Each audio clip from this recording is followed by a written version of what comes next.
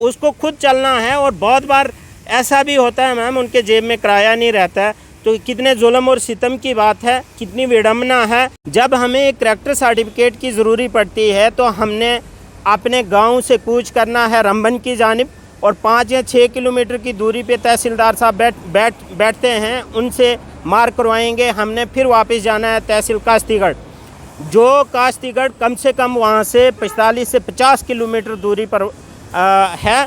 और जब हम काश्तीगढ़ जाएंगे वहाँ पुलिस स्टेशन, चूँकि हमारा होम डिपार्टमेंट जो है वो आज की डेट में भी मतलब 2021 में भी अभी डोडा के साथ है। फिर हमें काश्तीगढ़ से वहाँ से पुलिस से लेना है, वो सब फॉर्मेलिटीज़ जो होंगी वो पूरी करके फिर हम 45 किलोमीटर रंबन की जानिब जाएंगे और तहसील राजगढ़ में पहुँचेंगे, तब जाके हम एक करैक्टर सर्टिफिकेट लेंगे।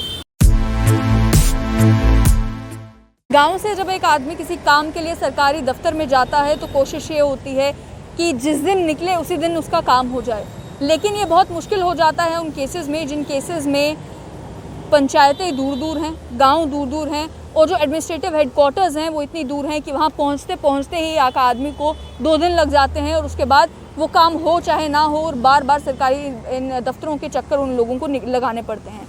ऐसा ही मामला है एक गाँव का, जिस गांव के रहने वाले एक शख्स मेरे साथ इस समय मौजूद हैं, सोशल एक्टिविस्ट भी हैं, बिहारी लाल जी। इनसे समझते हैं कि कितनी परेशानियों का सामना उस गांव के रहने वाले आम लोगों को आ रहा है। मुझे बताएं पहले एग्जैक्टली कि कितनी पंचायतों का ये इशू है और इशू क्या है?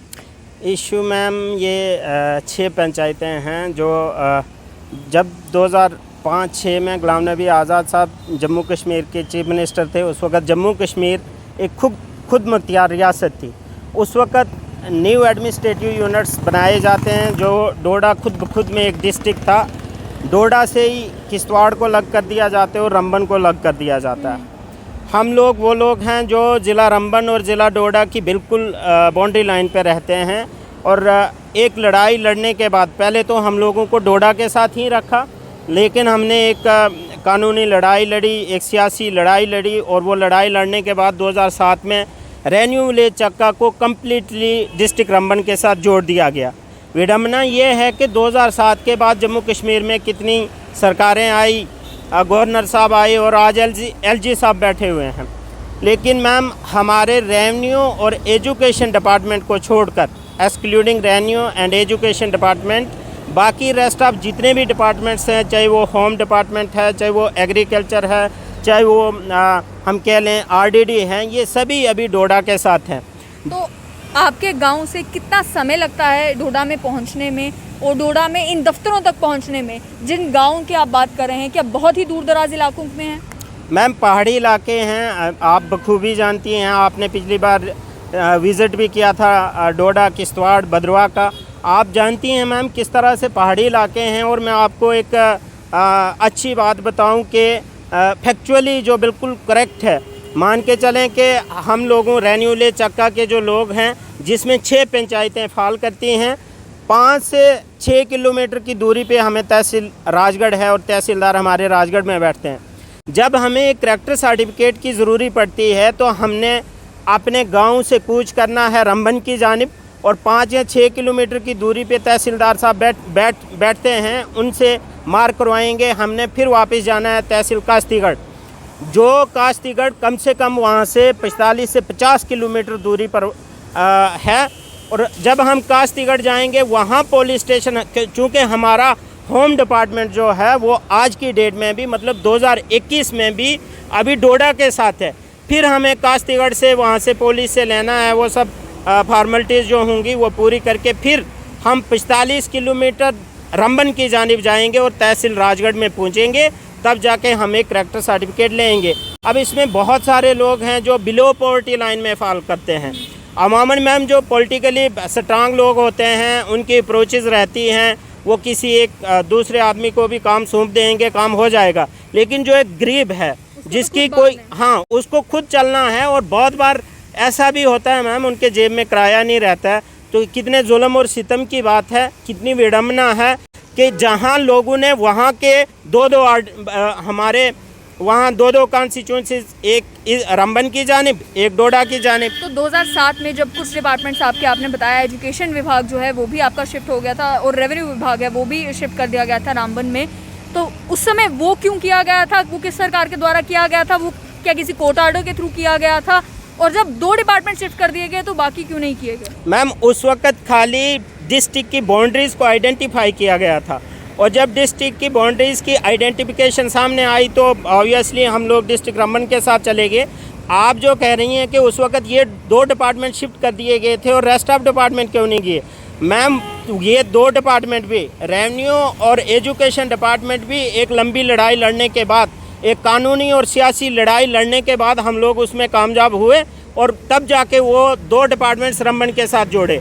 बाकी जो रेस्ट ऑफ डिपार्टमेंट्स थे उस वक्त ड्यूकम पवन कोतवाल जी थे, हमने ड्यूकम साहब से मिले, उनसे पूरी रिप्रेजेंटेशन दी हमने उनको। उसके बाद हमने एक कानूनी लड़ाई लड़ी कोर्ट के थ्रू, फिर डीसी डोडा से मिले, डीसी रंबन से मिले, लेकिन कहीं से भी वो मसला हल नहीं हुआ।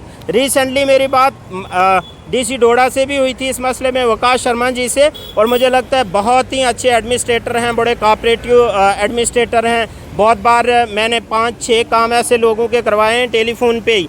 तो इस तरह के एडमिनिस्ट्रेटर अगर हम मदद करें हमारी तो मे भी ये पॉसिबल है, अदरवाइज़ मुझे नहीं लगता है कि ये चीज़ पॉसिबल है। क्या इस समय आपने अभी के जो डिफकॉम है जम्मू के, उनसे बात करने की कोशिश की, या किसी भी ऑफिशियल लेवल पर कोई मेमोरेंडम दिया हो, किसी को कोई ग्रीवेंस डाली हो, किसी को जाकर रिप्रेजेंटेशन दी हो ताकि आपका ये मसला हल हो सके? मैम हमने उस वक्त उमर साहब एक सियासी दौरे पे थे, उमर साहब से मिले थे और उमर साहब ने हमें आश्वासन भी दिया था कि आपका काम हो जाएगा। उसी के चलते उस वक्त रेवेन्यू डिपार्टमेंट को शिफ्ट किया गया। उसके बाद रिसेंटली जो ड्यूकम हैं जम्मू में, इनसे हम नहीं मिले हैं, लेकिन यहाँ दफ्तर में जाके मैंने अपनी फाइल की छानबीन की जो हमने उस वक्त के ड्यूकम पवन कोतवाल जी को दी थी। वो फाइल अभी जूँ की तूँ पड़ी हुई है। और सबसे बड़ी बात है क्यों हम लोग पॉलिटिक्स के विक्टिम हैं, रीज़न ये है कि वहाँ के जितने भी पॉलिटिशियंस हैं उनके लिए ये मुद्दा है ही नहीं, उनके लिए ये मुद्दा नहीं है। हालांकि जब वो वोट मांगने आते हैं, छोटी छोटी चीज़ें, बिजली पानी उनका मुद्दा रहता है, लेकिन ये किसी के जहन में नहीं है। वहाँ से बीडीसी भी हैं, वहाँ से डीडीसी भी हैं। उनका क्या कहना है इस मुद्दे के बारे में? वो उनका क्या कहना है मैम, उनको खुद सोचना चाहिए।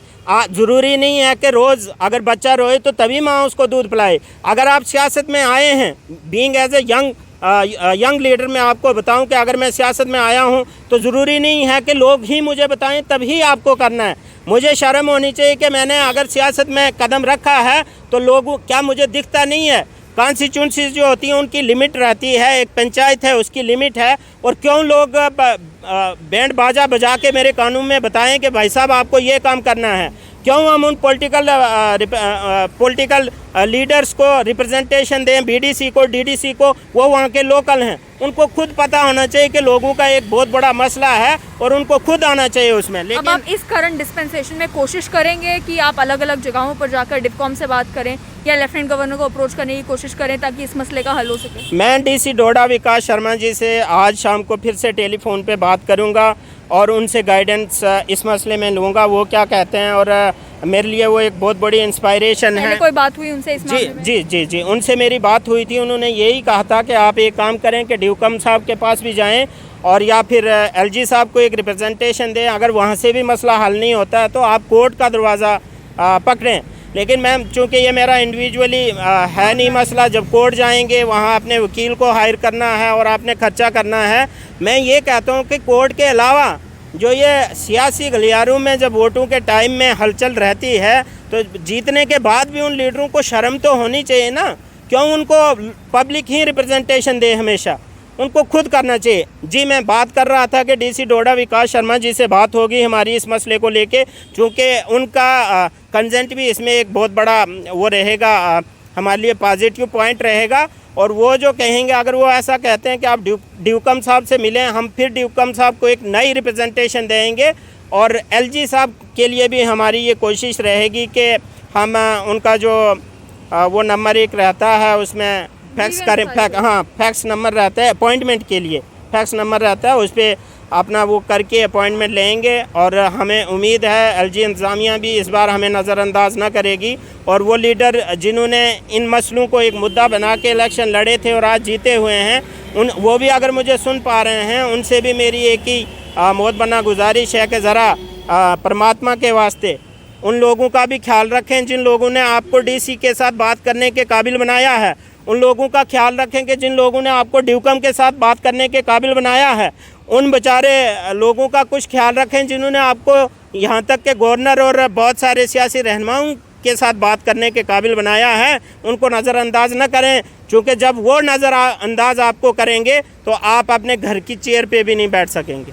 बहुत बहुत शुक्रिया। आपने सुन लिया कि गांव में रहने वाले लोगों की कितनी परेशानियां हैं और इस समय रामबन की इस गांव की परेशानी विलेज चक की ये है कि उन्हें कुछ काम करवाने के लिए रामबन जाना है और बाकी उसी काम की बाकी फॉर्मेलिटीज़ पूरी करने के लिए उन्हें डोडा जाना पड़ता है। गांव के लोग कई बार, जैसे कि इन्होंने बताया, कि उतना किराया भी जेब में नहीं होता कि वो अफोर्ड कर पाएँ इतनी दूर जा पाना। जहाँ पर गवर्नेंस का मकसद ये होना चाहिए कि आप गवर्नेंस आम लोगों के लिए आसान करें, एडमिनिस्ट्रेशन जो है वो यूज़र फ्रेंडली हो, यानी कि जब लोगों की परेशानियां हो तो वो आसानी से समझ सकें और उसे सुलझा सकें। जीएडी ने भी ऑर्डर करके ये कह दिया कि डिप्टी कमिश्नर्स को समय देना है आम लोगों को कि आम लोगों की ग्रीवेंसेस सुनी जाएं, लेकिन इस इशू को लेकर भी एक फ़ाइल इनका कहना है कि डिविजनल कमिश्नर के दफ्तर में पड़ी है। वो फाइल जब दी गई थी तब से लेकर आज तक उस पर कोई कार्रवाई नहीं हुई है।